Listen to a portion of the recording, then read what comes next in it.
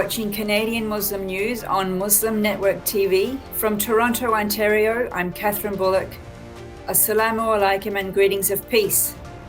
Today, a conversation with Shaukat Rizvi, founder of Seniors Forum Canada, and Rachel Barr, National Director of Research and Health from Canada's National Ballet School, about a program for Muslim seniors.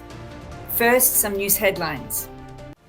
Places of worship require staff and volunteers to be fully vaccinated.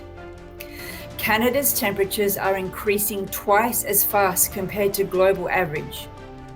Abdulrazak Gurnah awarded 2021 Nobel Prize in Literature. 20 killed as Quake rattles southern Pakistan. And now the details. Some Ontario religious organisations now require staff members to be fully vaccinated. The Vaccine Certificate program, initiated last month, does not ask people to show proof of vaccination at places of worship. 2 mosques that are run by Masjid Toronto have asked their workers, including imams, managers, and volunteers, to be fully vaccinated, but they are not asking worshippers to show proof of vaccination. President of the Canadian Council of Imams, Rafat Mohammed, says that most mosques and Islamic schools are requiring staff to be fully vaccinated. He says that attendees will not be asked for proof of vaccination, as masjids are meant to be a welcoming place for all. This year's summer had record-breaking temperatures and raging wildfires. According to Kent Moore, Professor of Physics at the University of Toronto Mississauga, this could be a warning sign for climate change. Global surface temperatures will continue to rise until at least the mid-century, according to the latest report from the Intergovernmental Panel on Climate Change. As Canada is in the polar region, warming temperatures are expected to happen twice as fast compared to the global average. Novelist Abdulrazak Gurnah has won the 2021 Nobel Prize in Literature. The Tanzanian novelist, who arrived in the UK as a refugee, was awarded the prize for his uncompromising and compassionate penetration of the effects of colonialism and the fate of the refugee in the gulf between cultures and continents, the Nobel Prize Committee said. Gurnah has published 10 novels and several short stories. The theme of the refugees' plight and disruption runs throughout his work. He is best known for his 1994 novel Paradise, set in colonial East Africa during the First World War, which was shortlisted for the Booker Prize for Fiction.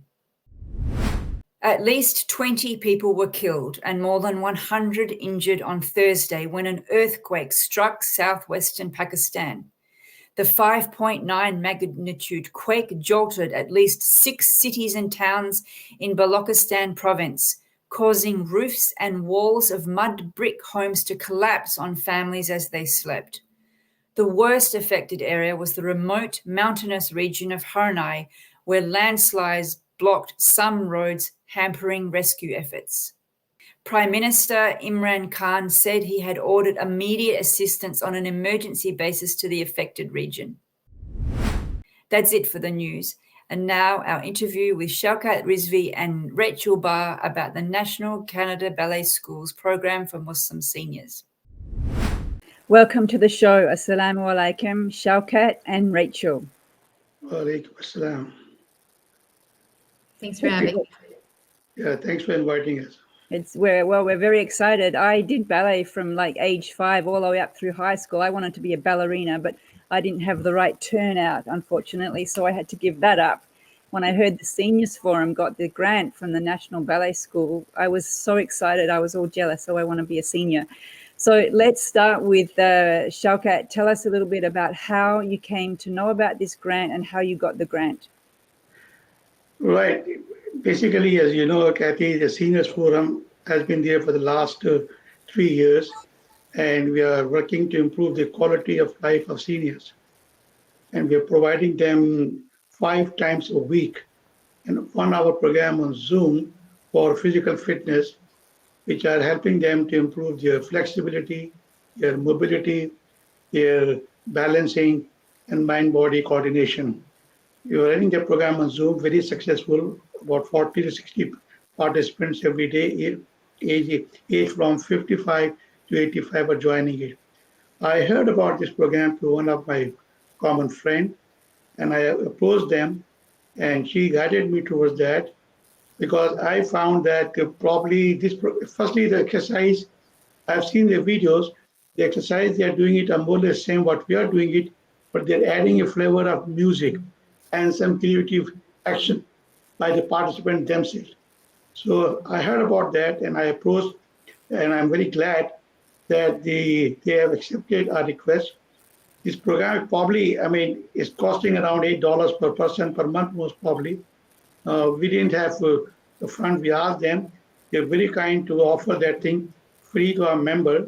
So our members will be getting it free, the recording on a regular basis. So that's how we got the grant. And probably the grant the Canadian National Ballet got getting from Horizon or some other government organization.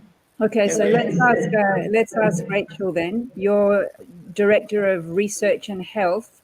Are you involved in designing the program that is being delivered to the seniors? Yeah, I've been really grateful to be part of the program of sharing dance older adults from the time it was initiated back in 2013, where we, working with our partner Baker's Health Sciences, we were trying to imagine how we could bring the joy of dance to older adults who wouldn't be able to typically access traditional forms of dance programming, like you referenced, maybe a traditional ballet class. And so working with them, we've created dance programs for older people with requiring different levels of activity. So we have a seated version of the program, which is done entirely from a chair. And then we have a version of the program on your feet where you have both standing and seated options. So you can make that consideration yourself, how you want to dance along. I just want to emphasize that really the focus was about bringing the joy of dance to older people. We know that it has a lot of benefits. It's physical exercise. It's good for your mood. But we know that because we're a dance organization, and so that's our passion. But it really excites us that we can share that opportunity to dance with older people through this program. So it's not like a ballet workshop where you do all the positions first, second, third, and pas de pas and all that stuff, which I don't even remember. You said it's been adapted to fit to seniors. Absolutely. It's not a ballet class.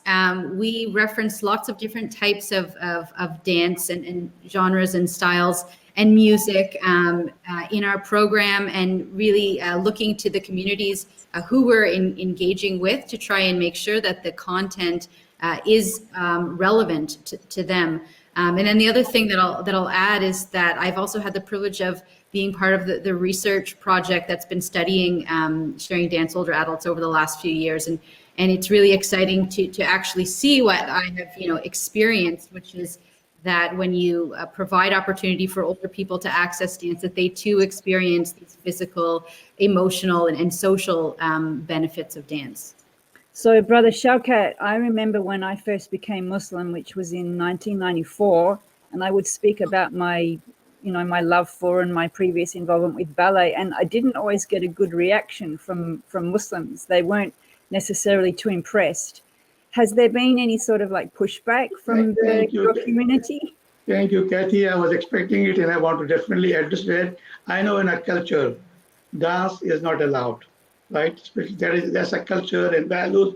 So the biggest challenge I have was how to introduce it. So what I'm calling it is a fitness program with music. Right? I'm not using the word of dance because I know it is not acceptable to many people, but it is a fitness program with music, which people can do alone in privacy at the convenient time.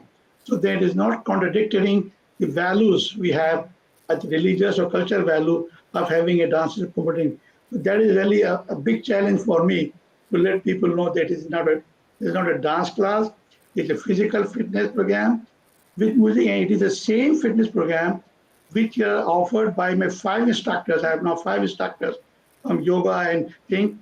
What they are doing exactly the same exercises But the only thing is that they're adding music to it and some sort of a dance, you can say. So that's a real challenge for me, I know. So I call it a fitness program with music. Physical fitness program. Has it started yet? Have you started the classes? Yesterday, we launched this thing, introduced it, and we are asking people to register from this week. So let's see. But again, the barrier is the word dance. That's the issue. But I'm trying to overcome that. So is this a new experience for you, Rachel, working with people who might consider the word dance not actually a good thing? Yeah, that's a great question. It's not, and the mission of the program is to make it accessible. So we do appreciate that different cultures, different faiths have different perspectives on the word dance. We do want to make it accessible, and so the program is what it is. It is a program that we identify as a dance opportunity, but I would agree it is an opportunity to gently move to music, to play and with movement, and really the importance is that it's accessible both for different communities, but also for that this is something that's actually really important for their well-being, because it's fun, and that actually inspires people to keep doing it. And we've seen that time and time again, that if you enjoy your exercise, you're more likely to keep doing it. Well, that's so true. It's hard to, sometimes just even the thought of exercise is off-putting. I know you mentioned this already, but maybe just in 30 seconds, you could tell us what are the physical, you mentioned it's not just physical. How could you explain then just briefly the benefits of being involved with movement? Yeah, absolutely. So I can speak to some of the research about our program, specifically in terms of the physical benefits. We see range of motion improve, so flexibility. We've also seen balance improve, posture in the study that we've done. But also emotionally, we've seen enhanced mood when we've looked at some of our older people who are dancing from the beginning to the end of a class, and also across a term of our programming. And this we know is very important too, especially during these times where a lot of older people are have spent more time in isolation than is good for any of us. Enjoying their movement, having some fun with movement, listening to nice music, that's really important. And the other component too is the social inclusion. So there's, even when you're participating at home, we've found that participants have reflected on the fact that they feel part of something, that they know that there are other people that are dancing along too. So even though we can't at the moment have our on-site classes where our dancers would come together and enjoy the movements together, which has its own benefits, they do feel connected to something, and that's also really valuable and important, especially at the time. So just to finish off, Brother Shaukat, in 1 minute, what's the impact you've seen on the seniors that you've been working with? Well, I mean, it is half, because you see, if you look over yoga exercises, they also have some movement like dances. If you look Tai Chi, it also has some movement related to the dances, or Zumba. But the advantage in this program is that you are doing it alone in privacy. So that's allowed. That's not. I mean, it is not against the culture or value or religion. What is not allowed is, in open places where the girls and boys are dancing. But that's not what it is. I'm pretty sure that very soon people will like it and will start enjoying it. Because unless you enjoy it, as you said, it's very difficult to get the people to come on exercises. Right. So alone in privacy, but feeling socially connected, as Rachel had just said. Well, that's all the time we have for. I think this is a very exciting development. It might be the first thing of its kind that I've ever heard of with Muslim seniors in Canada. So congratulations to both of you for this new venture. Thank you for coming on the show. Thank you for having me on the show and letting me talk about it. I'm pretty sure this initiative which we have taken for the seniors probably will be accepted soon, because it is not against any values or any sort of restriction from a religion, in my opinion. Thank you, Shaukat. Thank you, Rachel. Thanks so much. Thank you.